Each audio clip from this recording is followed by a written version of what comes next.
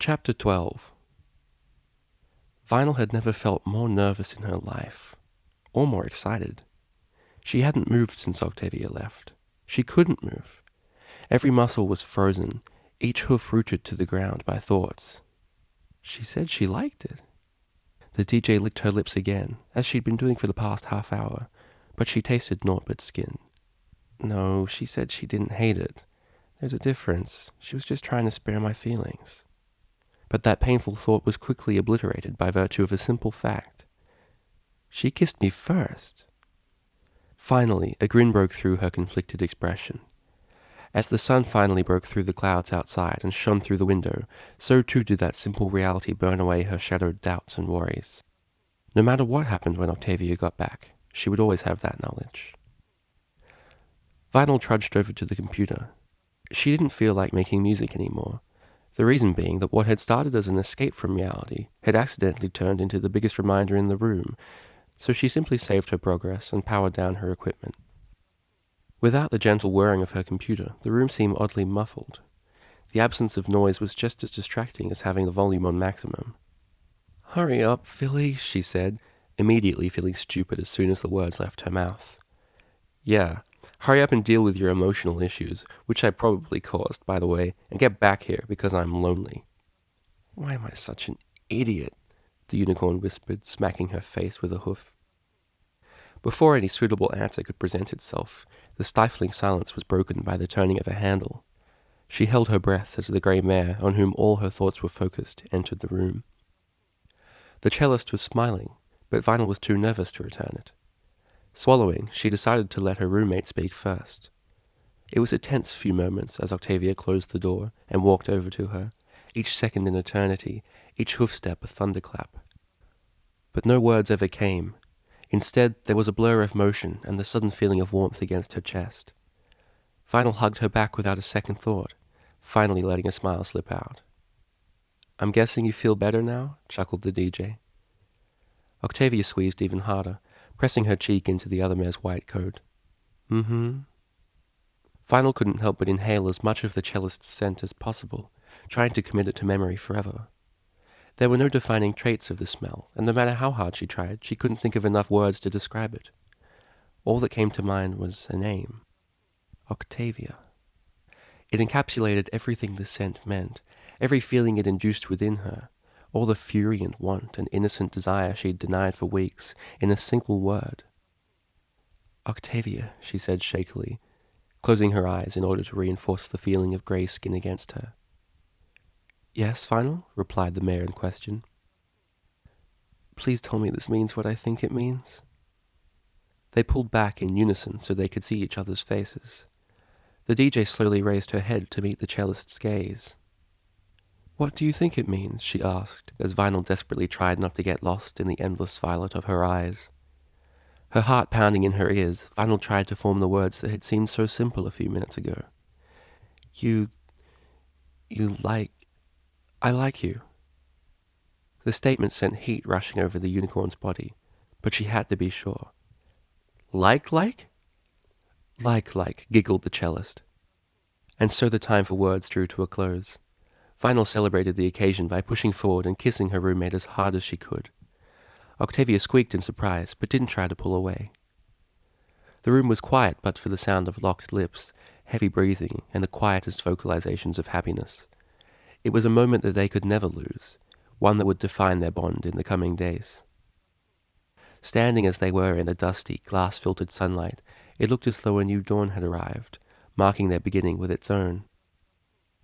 It was only when a slightly less than refined noise escaped Octavia's mouth did they recall their senses. The offending mare cleared her throat as even more blood rushed to her cheeks. Let's just pretend that didn't happen." Vinyl leaned in to nuzzle her. "Not a chance," she whispered through her smile. Octavia stepped backwards out of the DJ's reach, panting slightly. "I think we need to stop for a little while. I haven't eaten since breakfast." For a few seconds, Vinyl contemplated pushing forward and continuing. Something about the cellist's body language told her such actions wouldn't receive many objections. But wasn't being pushy the reason Octavia got stressed out in the first place? No, this time she would do things right. "Want to head out and get something, then?" Grateful for the few seconds to catch her breath, the grey mare raised an eyebrow thoughtfully. Do you have anywhere in mind? How about we just go walking and see where we end up, Vinyl suggested, floating her glasses over from the desk.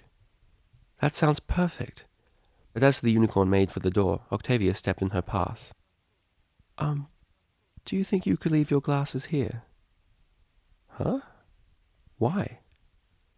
The cellist sheepishly pawed at the ground with her right foreleg. Because you have very pretty eyes. They shouldn't be hidden away. Vinyl's mouth worked, but nothing came out. In her 18 years of existence, no pony had ever complimented her eyes. At least, not sincerely. While she'd been lucky enough to escape most teasing during high school, there had still been a few incidents. But, at least for the moment, the DJ forgot all about those ponies from her past. Instead, she removed the glasses and set them down once more. She suddenly felt very vulnerable from the reminder of how the world looked behind tinted glasses. Really? She asked, in a small voice. The other mare must have sensed the change in mood, for she quickly moved closer. Vinyl, they're beautiful. She touched Vinyl's cheek. You are beautiful. As corny as that was, thanks. They moved forward simultaneously for a quick peck, careful not to get carried away again. Well, Octavia adjusted her mane once more. Shall we? As expected, the streets were still cold and grey. An icy wind ripped through all who dared to venture outside, sending papers and manes alike into disarray. Most of the stores were open, but all the cafes had moved their tables inside and closed their shutters. From behind each door, the warm glow of light beckoned. But Vinyl was just fine where she was, walking beside a certain grey mare, trying desperately to salvage her hair. This was an awful idea, she called over the wind. Just let it go, replied the laughing DJ. I'll look ridiculous. There's no pony around, who cares? With a final futile attempt to wrangle her mane, the cellist sighed in defeat and lowered her hoof. Within seconds, her charcoal hair was billowing freely behind her. I feel ridiculous, she sulked. Oh, come on, my mane's going crazy too. Octavia gave her a flat look.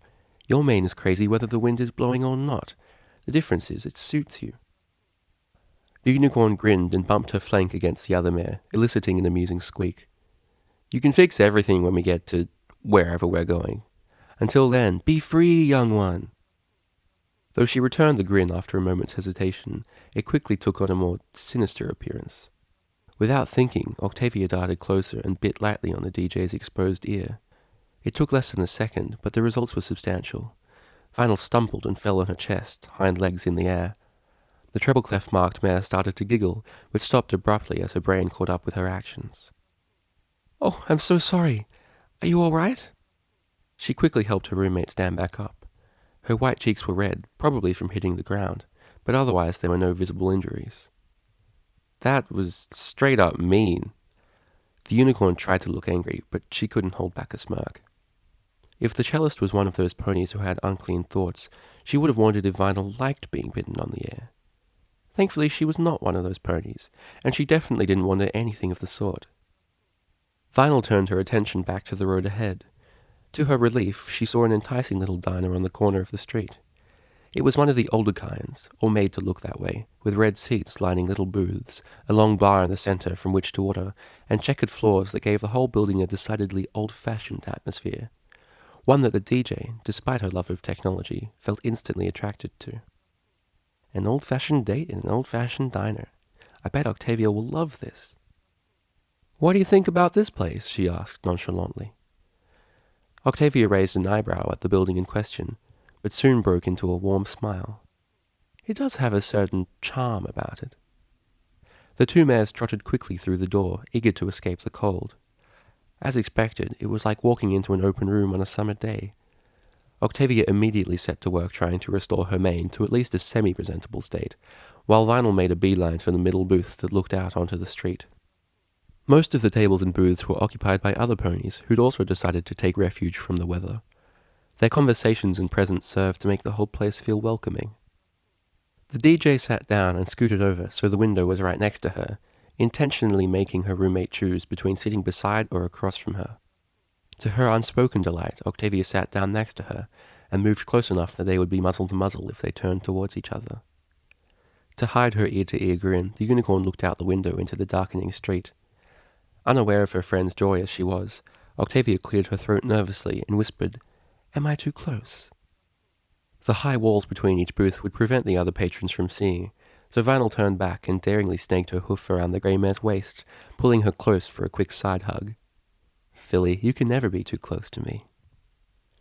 Octavia giggled and risked a quick peck on Vinyl's cheek, causing them both to break out into barely stifled laughter. Only the sudden proximity of a waiter broke them out of their mirth. "What can I get the two of you?" he asked, wearing a smirk that said he hadn't missed a thing. I'll have, I don't actually know what's on the menu. Any recommendations?" Vinyl tried to remain nonchalant as she subtly removed her hoof from the other mare's waist. "Well, our dinner menu has everything from carrot roast to pumpkin soup.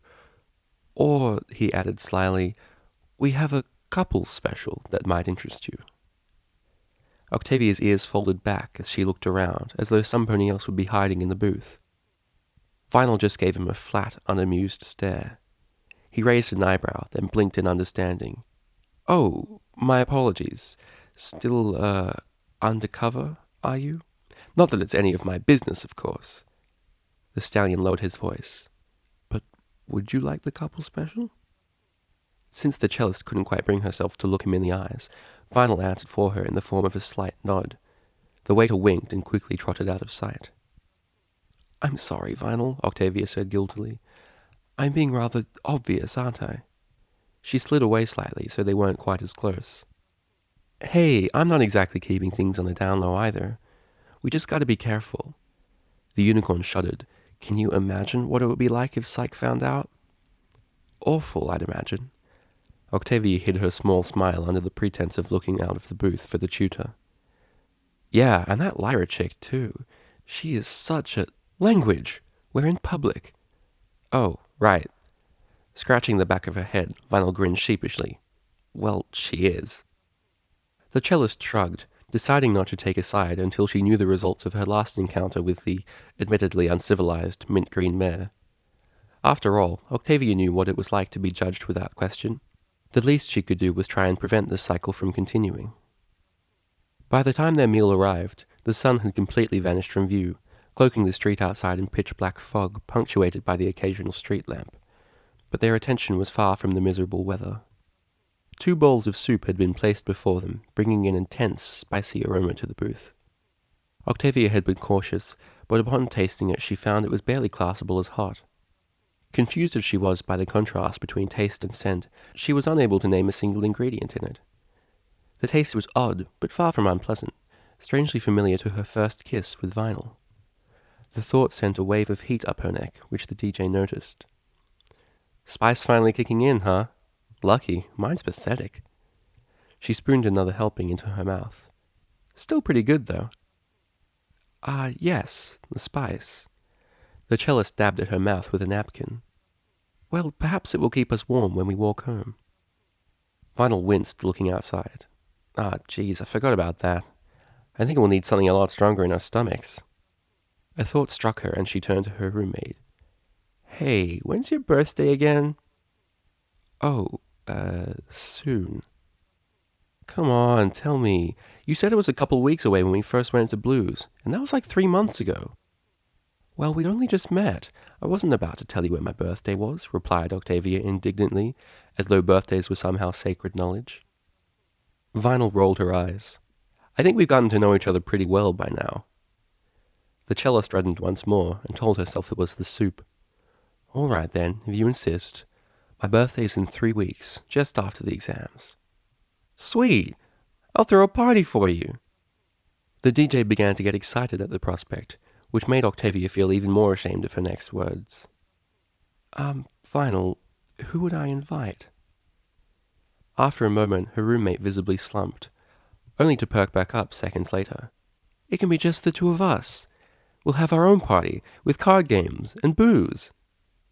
"A whole day with you? Oh, Vinyl, it's just what I wanted."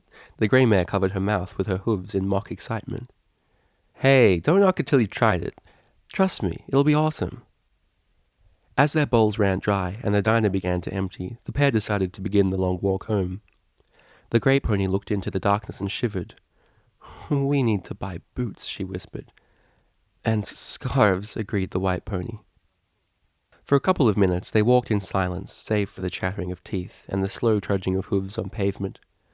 Vinyl couldn't help but chuckle at the silliness of their situation. "If we freeze to death in the middle of Manhattan, I am going to be so angry." Octavia didn't reply, instead moving closer to her roommate, enjoying the warmth radiating off her. "Heh, good idea. Nice old-fashioned body heat. Always good to fall back on. Can't go wrong with that, that's for sure." The DJ realized she was babbling and swallowed nervously. After that weird taste-defying soup, she was starting to have some very interesting thoughts, and it wasn't helping that the subject of many of them was practically pressed up against her.